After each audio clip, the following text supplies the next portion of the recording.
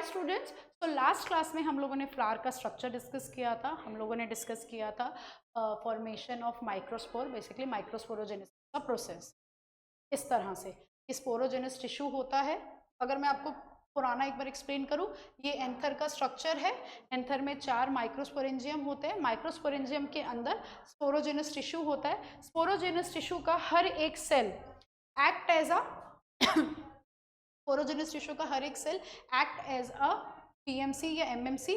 उससे 4 आपके microspore tetrad बनते हैं। मतलब या तो सिर्फ 4 माइक्रोस्पोर बोलो या माइक्रोस्पोर टेट्राड बोलो, और हर एक microspore develops into pollen grains. ठीक है, तो यहाँ पर वही लिखा है जो हम पढ़ चुके हैं। एंथर का बाइलोब स्ट्रक्चर होता है, हर लोब में 2 थीका होते हैं, 4 माइक्रोस्पोरेंजिया होते हैं, और एंथर जनरली डाइथीकस होता है। We have discuss that. ठीक है, 4 लेयर होती हैं, एपिडर्मिस, एंडोथीसियम, मिडल लेयर। इन तीनों का काम प्रोटेक्शन का होता है और डेहेसेंस में हेल्प करते हैं। Tapetum basically most important layer होती है। मोस्ट इंपॉर्टेंट क्यों? क्योंकि ये डेवलपिंग पोलन ग्रेन को न्यूट्रिशन प्रोवाइड करती है। उसके बाद हम आते हैं फंक्शन, वही मैंने जो आपको बताया, आउटर लेयर प्रोटेक्शन एंड डेसेंस में टेपेटम। और हाँ, टेपेटम बाई न्यूक्लिएट होती है, बेसिकली मोर देन 1 न्यूक्लियस उसमें प्रेजेंट होता है।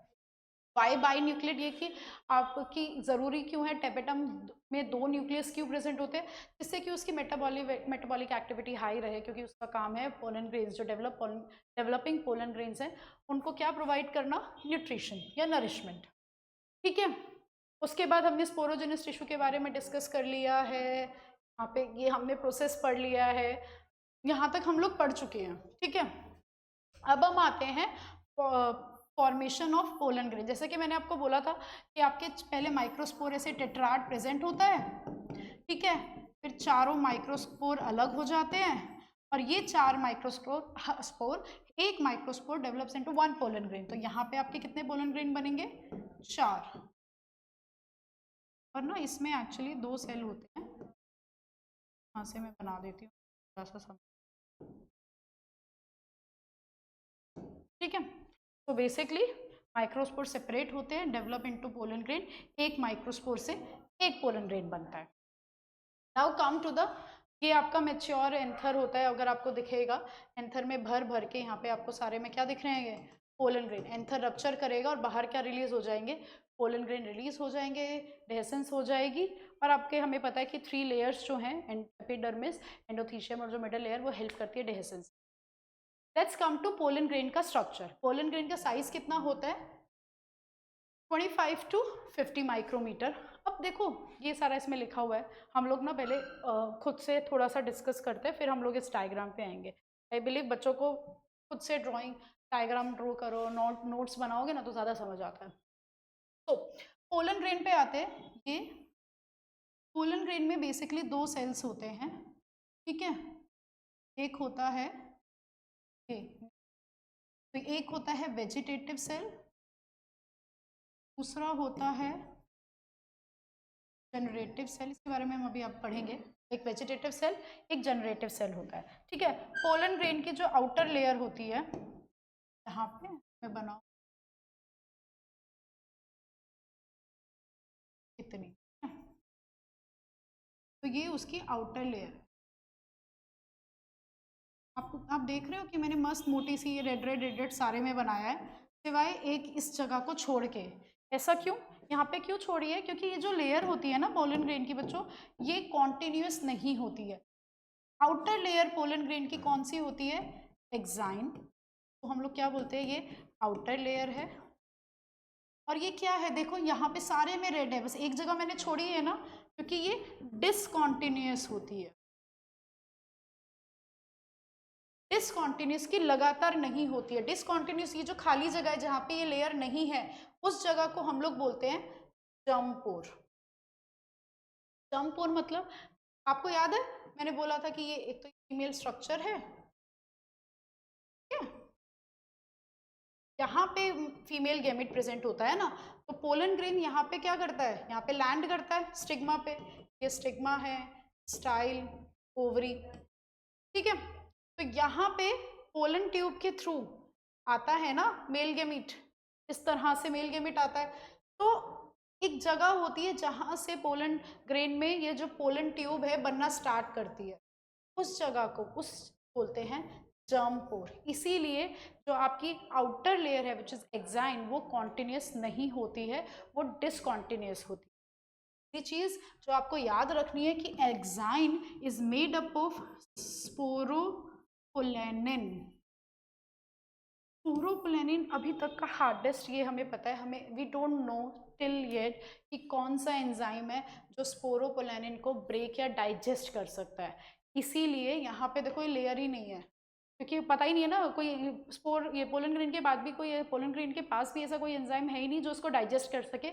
इसीलिए जहाँ से वो पोलन ट्यूब बनेगी वहाँ पे स्पोरोपोलेनिन प्रेजेंट है ही नहीं। और इसी वजह से हाई टेम्परेचर, हाई पीएच, जो हार्श क्लाइमेटिक कंडीशंस हैं उसमें पोलन ग्रेन जो है वो सरवाइव कर पाता है because of only sporopollenin. We don't know कौन सा एंजाइम है जो आज तक स्पोरोपोलेनिन को ब्रेक या डाइजेस्ट कर। ठीक है, अब हम आते हैं इसकी सेकेंड लेयर पे। जो सेकेंड लेयर है ना इसकी, वो ये अगर मैंने येलो से बनाई, पतली सी होती है, इंटाइन, INTINE, ये कॉन्टिन्यूस है, ओके, पतली सी होती है, और ये बनी हुई होती है सेल्यूलोज एंड पैक्टीन की। आपको याद रखना है ये दो चीज़ें तो याद रखनी है। जैसे अभी तक हमने जो आता है ना MCQ में जो आ सकता है, एक तो टेपेटम का काम क्या होता है, नरिशमेंट देना, बाकी 3 लेयर्स का काम protection and help in dehiscence, tapetum binucleate होती है। ऐसे ही एक्साइन जो आउटर लेयर होती है पोलन ग्रेन की, वो स्पोरोपोलेनिन की बनी होती है। इंटाइन जो सेकेंड लेयर होती है, इंटरनल लेयर होती है, वो बनी होती है सेल्यूलोज एंड पैक्टिन की। ये चीज़ें तो आपको याद करनी है। चलो अब हम लोग वो जो मैंने बनाई है PPT वो भी देख लेते हैं, भाई मेहनत से बनी है। देखो तो वही एक्साइन, इंटाइन हमने उसके बारे में पढ़ लिया, जर्म पोर हमने जर्म पोर के बारे में पढ़ लिया। अब ये जो सेल होता है ना, ये पोलन ग्रेन जो होता है उसमें 2 तरह के सेल्स होते हैं, एक होता है जनरेटिव सेल, एक होता है वेजिटेटिव सेल। अभी मैं थोड़ा सा इसके बारे में भी बताऊंगी, ठीक है।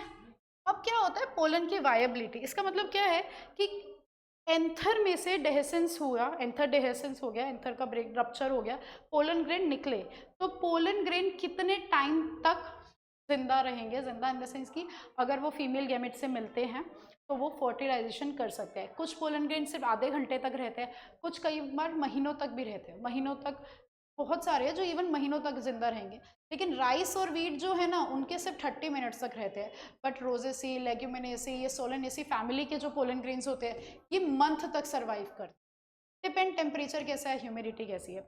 आप लोगों ने सुना होगा सीड बैंक, लोग स्पर्म स्टोर करते हैं, स्पर्म बैंक्स जो होते हैं, या आजकल तो सीड भी स्टोर करते हैं। अंटार्कटिका में ना हर कंट्री ने एक अपना लॉकर या वॉल्ट काइंड ऑफ बना हुआ है जिसमें सारे सीड स्टोर है, ताकि कभी कुछ ऐसा हो जाए कि सारे प्लांट्स गायब हो जाए या कुछ भी हो जाए तो हमारे पास एक स्टॉक है। इंडिया का भी है वहाँ पे। इसी तरह आप पता है पोलन को भी स्टोर कर सकते हो ईयर्स के लिए। इसको हम लोग बोलते हैं ना क्रायो, बाय क्रायो प्रिजर्वेशन। इसका क्या मतलब है कि आप उसे स्टोर करोगे लिक्विड नाइट्रोजन में -196 डिग्री सेल्सियस, जिसमें लिक्विड नाइट्रोजन, इसीलिए हम उसे पोलन बैंक बोलेंगे। फिर आप उसे, वो स्टोर रहता है, आपने उसे निकाला बाहर, थॉ किया ज़रा सा, ठीक है, मतलब उसे नॉर्मल टेम्परेचर पे लेके आए। अब उसको अगर फीमेल गैमेट से फ्यूज़ कराओगे ना, वो फ्यूज़ हो जाएगा, वो वायबल होगा, जिंदा होगा, एक्टिव होगा। अगर आप उसे निकालोगे तो उसे हम लोग क्या बोलते हैं, पोलन बैंक, ठीक है। अच्छा यहाँ पे इन्होंने एक्सप्लेन ही नहीं किया, चलो हम ही कर लेते हैं खुद से डिस्कस। यहाँ पे 2 तरह के सेल होते हैं, एक होता है जनरेटिव सेल, एक होता है वेजिटेटिव सेल। लिखा नहीं है बट मैं आपको बता रही हूँ कि यहाँ पे वापस आ वाले पे ना, हाँ चलो। तो मैंने क्या बोला, 2 सेल होते हैं, एक यहाँ पे आपका होता है ये जनरेटिव सेल, एक वेजिटेटिव सेल, सॉरी ये वाला वेजिटेटिव है,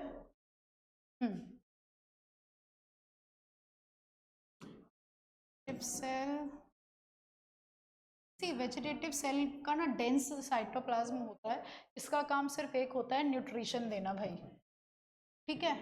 असली जो सेल है ना आपका वो जनरेटिव सेल ही है, ठीक है। मोस्टली जो मेन सेल है जनरेटिव सेल, यही आपका बेसिकली मेल गैमेट है, और ये जनरेटिव सेल का ही न्यूक्लियस है, इसलिए हम इसे बोल देंगे जनरेटिव न्यूक्लियस। कुछ सेल्स में क्या होता है, कुछ बेसिकली कुछ प्लांट्स में या कुछ पोलन ग्रेन्स में क्या होता है कि जो जनरेटिव सेल है ना, ये फर्दर डिवाइड करेगा। ये तो इसकी 2 सेल्ड स्टेज है। कुछ में क्या होगा, आपको क्या मिलेगा, ये सेल डिवाइड करेगा और यहाँ पे वेजिटेटिव सेल आपको एक मिलेगा, सॉरी जनरेटिव सेल 2 मिलेंगे। तो एक वेजिटेटिव सेल और 2 जनरेटिव सेल। तो कुछ प्लांट्स में पोलन ग्रेन 3 सेल्ड स्टेज पे शेड करता है। कौन सी? 3 सेल्ड स्टेज पे शेड करता है। आपका होमवर्क ये है, आपको लिस्ट कमेंट में बताना है, क्योंकि यहाँ पे रिकॉर्ड ही कर रही हूँ, कमेंट्स में बताना है कि वो कौन से प्लांट्स हैं जिसमें पोलन ग्रेन 2 सेल्ड स्टेज में शेड करता है, एटलीस्ट 5, और एटलीस्ट 5 प्लांट्स आपको वो बताने हैं जिसमें 3 सेल्ड स्टेज में। इफ आप फैमिली के नाम लेते हैं तो फैमिली का एक एक एग्जाम्पल जरूर दें, ठीक है। हाँ जी, ये हो गया, ये हो गया। पोलन एनर्जी, हाँ पोलन ग्रेन्स एस्थमा कॉज करते हैं, ब्रोंकाइटिस कॉज करते हैं, जैसे पार्थिनियम, यहाँ पे पता नहीं ये इटैलिक्स में होना चाहिए था, ठीक है। पार्थेनियम या कैरेट ग्रास, ये वीट जो था ना फॉरेन से, जब हमारे इंडिया में वो आ रहे थे, गेहूँ आए थे, तो उसके साथ कैरी ओवर हो गई थी। अब ये यूबिक्विटस हो गई है। आपके एनसीईआरटी में एक नाम लिखा होगा, वर्ड लिखा है यूबिक्विटस, बहुत बार यूज़ होने वाला है ये, आपको एटलीस्ट मीनिंग पता होना चाहिए। यूबिक्विटस का मतलब होता है सब जगह है जो, ठीक है। तो अब ये हर जगह मिलती है हमें, कोई नहीं। पोलन की इंपॉर्टेंस क्या है? रिच इन न्यूट्रिएंट्स, सप्लीमेंट्स की तरह भी आप यूज़ कर सकते हैं, प्लांट ब्रीडिंग में ये यूज़ होती ही है।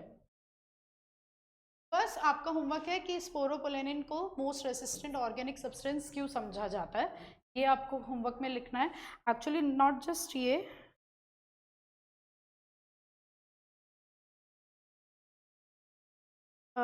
मैंने ना होमवर्क लिखे थे, एक मिनट अभी देती हूँ, मैं यहाँ पे क्वेश्चंस लिख देती हूँ ना, क्योंकि मैं क्लास ले रही थी ना, मैंने उसमें वो क्वेश्चंस लिखे थे। 1 सेकेंड, हाँ है, 1 सेकेंड, ये रहे, ठीक है। तो एटलीस्ट वो 2-3 क्वेश्चन है वो लिख ही देती हूँ मैं, आप लोग को करके लाने हैं। क्वेश्चन नंबर 1 था, 2 लिखिए, draw clean the TS of anther showing its 4 layer, ठीक है। Of course you have to mention function एक हर एक लेयर का। What is microsporogenesis, proper explain करके डायग्राम बनाना है आप लोगों को, ठीक है। Describe formation of microspore tetra, ठीक है। बस एक ये कर लेना, और फिर मैं सोच रही हूँ अगर अगर इसके आंसर किए ना, सो फ्रॉम नेक्स्ट क्लास या next week what I will do, I will put the 5 MCQs related to the topic जो हम लोग कर रहे हैं, ठीक है, ताकि आप लोग प्रैक्टिस कर सको। ये मैं वीडियो में ऐड कर दूँ, लेट मी नो, जैसे भी ये आप लोग को करना है। एंड नेक्स्ट क्लास में, बाय बाय।